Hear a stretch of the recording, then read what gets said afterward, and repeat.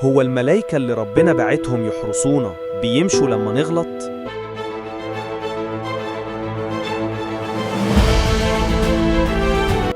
المزمور 91:11 بيقول: هيوصي ملايكته عليك علشان يحفظوك في كل طرقك.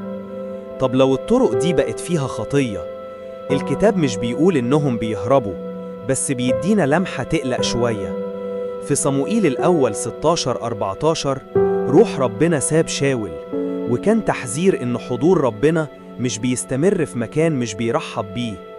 وفي متى 18:10 يسوع قال: خدوا بالكم ما تستهينوش بأي حد من الصغيرين دول، لأن ملايكتهم في السماء دايما شايفين وش أبويا اللي في السماء. يعني إيه؟ يعني الملايكة مربوطين بإرادة ربنا، مش ماشيين وراك في الغلط كأنهم مش واخدين بالهم.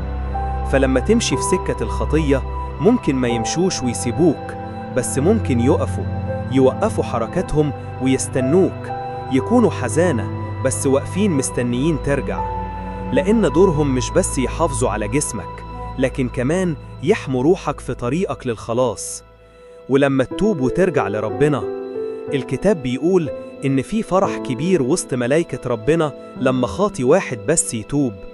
ساعتها الملايكة تفرح وتتحرك تاني، النعمة بتديهم إشارة يرجعوا يشتغلوا تاني. يعني إيه؟ يعني لما تغلط ملايكتك مش بيسيبوك، بس بيقفوا مستنيين رجوعك.